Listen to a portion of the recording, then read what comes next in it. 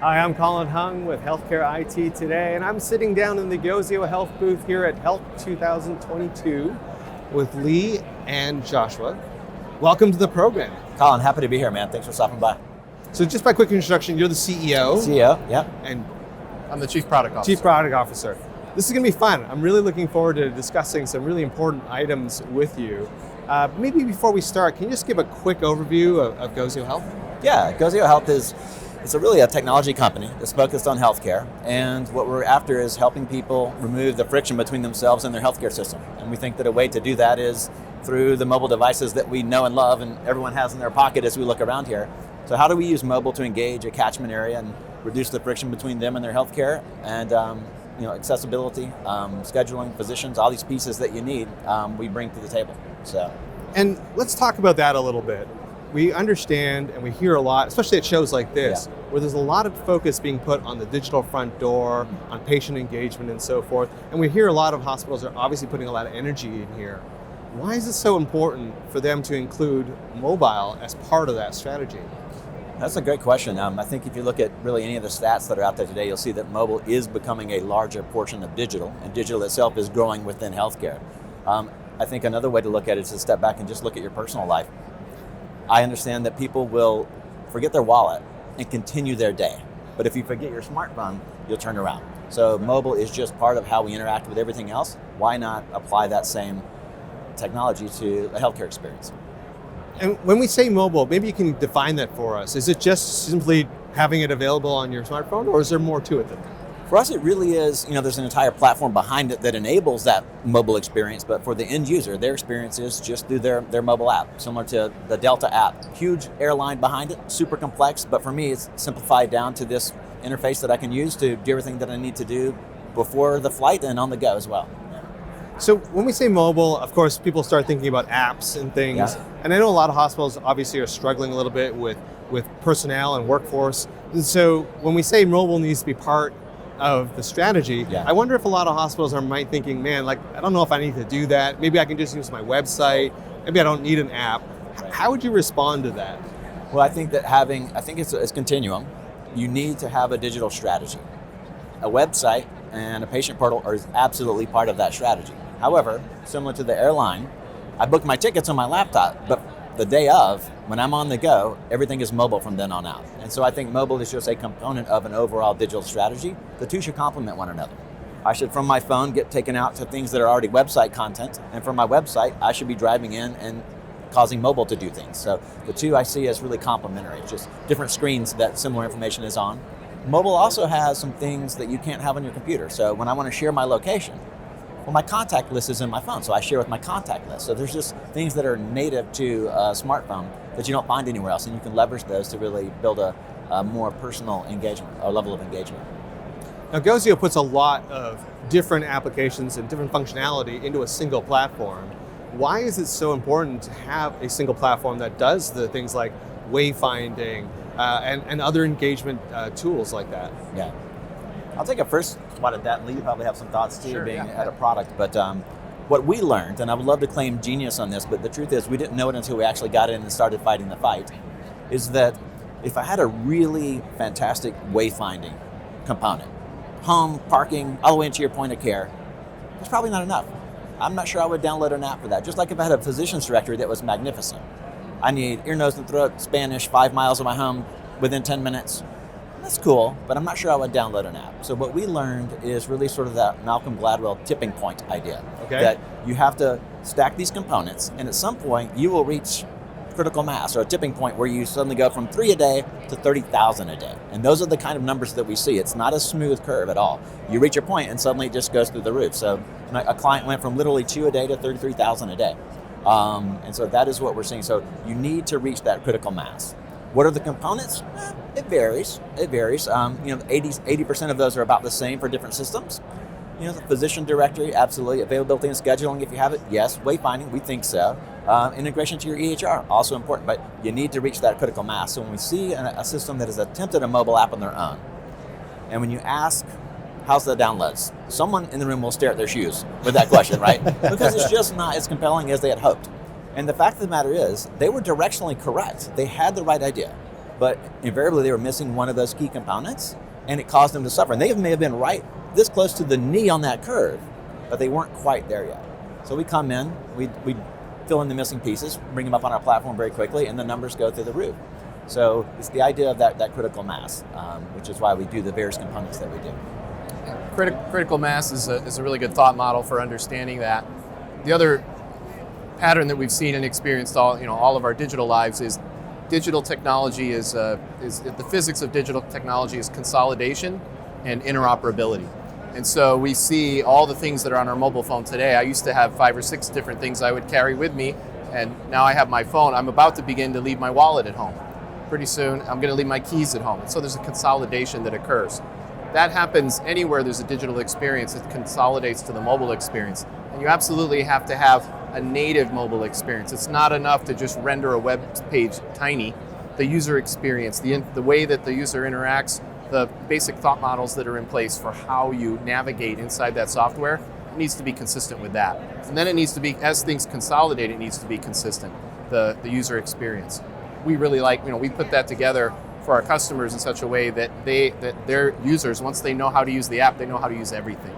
They don't have to learn new mental models.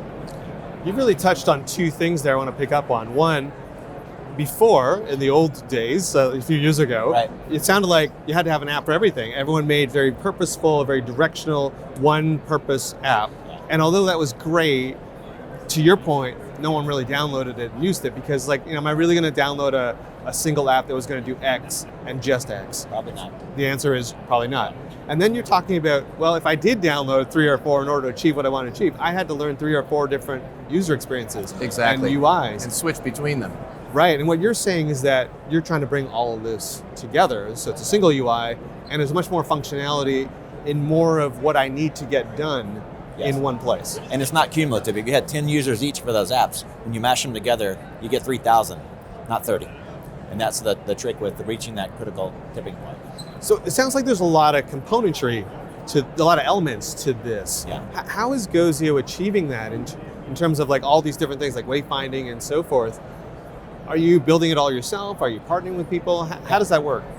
I think the right way to sort of visualize Gozio is not so much the components themselves, but a foundational layer. And this foundational layer is all the plumbing that you need. You need to connect to Amazon. You need to have a content manager. You want analytics to come out of it. You have to understand what's happening with Apple and Android and just the basics of an app. There's a huge piece of foundation that we have 50, 60, engineering years into. And then into that, you plug whatever point solution that you like. So if you decided that my virtual visits are going to be Amwell, great vendor, that could plug in. If you want your physician directory to be a Yext or a Kairos, plug them in. And so think of it as an open framework that you can plug in pieces. We have then, through virtue of being in about 200 hospitals now, understand what we need to have on the shelf. So a client walks in today, chances are we'll get them 80 to 90% of what they need off the shelf, and we're just plugging in the pieces, they're ready to go. I had one in Texas recently from contract signed to app in hand was 10 days. So we can actually do this very efficiently. Wow. So with that, there's still 10% that is very unique to that system, and maybe we don't have it. And that is something that really we, over the last year, have grown into. Previously, we would say we just don't have it. Maybe we can look at a roadmap feature. Instead, what we can do now is we can, because we are open, the client themselves can develop it. We have third parties that we work with that can actually do the development for you, or Gozio can do it for you as sort of a professional service. So to fill out that last sort of 10 or 20% that's unique to that system but adds a bunch of value to their catchment area, we have ways to enable that now when we didn't before. So it was a big change over last year, I would say, is being able to say yes to kind of any crazy idea that you have. There's ways to get it done. Yeah, there's tremendous flexibility, and day in and day out, we look for ways to say yes, as Josh was describing. The framework enables you to bring these things in and out. And different hospitals have different needs. Different clients want to do different things. So we don't know what that is. We spend a lot of time with our customers, respond to that, and then help them do what they need to do on their app. And allow them to change on the fly. If you tried this and you decide, it's not in quicker for me, I'm going to go to clockwise, we literally unplug it, plug it back in. There's no new app. The same app is in the store. You don't have to get 500,000 people to download the new app to make this happen. We make the switch in the cloud. You now have a different data source. So it decouples your data strategy from the actual mobile application, which is important. So what's next on the roadmap for Gozio? 2023 for us is really about, well, here's a question I often get. And let me just answer this one first, because Sure. I think it's important. What's the next killer feature? Okay. And the fact of the matter is, I have no idea. I have no idea. And I don't think anyone else does either. When we talk to healthcare leaders at the systems that we're in and beyond, it's a dynamic environment we're in, right?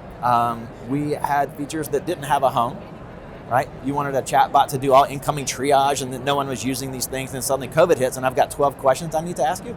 Chatbot's found a home, boom, right? Virtual visits, Right. they became this huge thing, and now, if they don't get reimbursed anymore, they're going to go away just as quickly, right? So the killer feature is being able to stay centered in whatever the demands are on mobile. So flexibility. So for us for 23, it is taking that platform, and any portion of it that isn't open and flexible today will be by the end of the year. We want to say, when the next thing happens, whatever that is, when the environment demands something else, you have a flexible platform that allows you to shift and stay center of that mobile need. What is that feature today? I don't know. But we'll be flexible enough to pick it up when the time comes. And that's the idea. My job as the CEO is to make sure that we have a platform that's flexible, keeps us center of the mobile strategy inside healthcare, and that's 2023. And that flexibility is interesting because it exists for the client, for the things they need to do for their system. Maybe they even need to do different things for different parts of their system. But then as you step up a level to the industry, different hospitals have different priorities, they have different roadmaps, they have different things they're trying to do for their population. So our flexibility enables us to essentially be different things to different entities and help them solve their problem the way they need to. Exactly right. Yeah. While us doing the foundational piece and keeping that piece done. There's no need for them to try to reinvent the basic plumbing that you have to have before you can do any kind of mobile app. We've done that. Let us do it for you. There's an apt metaphor, which is building a home, which is, somebody knows how to lay the foundation. You get a structural engineer, you get people that know how to frame it, you get people that know how to wire it, plumb it, and do all those things. When it comes time to decorate the home and make it yours, you do that yourself or with someone else. There's different ways to get your home and make it yours. Yeah. The mobile app becomes the client's, right? It becomes their app. And that as Joshua said, that last 10 or 20% is where you really want their focus to be, so they don't have to spend a year trying to figure out how to pour concrete. It really does sound like Gozio is truly building that platform so that it's very flexible for your clients to utilize, right? Rather than point apps and integrating them together. You pick the best in class that you decide is best for you, we plug them in. That's exactly right. Gentlemen, it's been great having you on the program. Before we go, where can people go to find more information about Gozio Health? We just talked about that because we are sort of everywhere from a marketing perspective, but I would say probably just start at the website. And that is just, of course, www.Gozio, which is Gozio, health. I think everyone watching this can get health.com. So goziohealth.com. Well, gentlemen, thank you so much for being on our program today. I really love the information that you shared about what you're doing. I appreciate the thoughtful questions. Thank you. Good to meet you. Yeah. This has been Colin Hung with Healthcare IT Today. Thanks for watching. And by the way, head on over to healthcareittoday.com to get the latest news, insights, and insightful articles. Plus, we'd love for you to rate, give us a subscribe, and on YouTube, iTunes, or wherever you're watching this. Thanks for being here.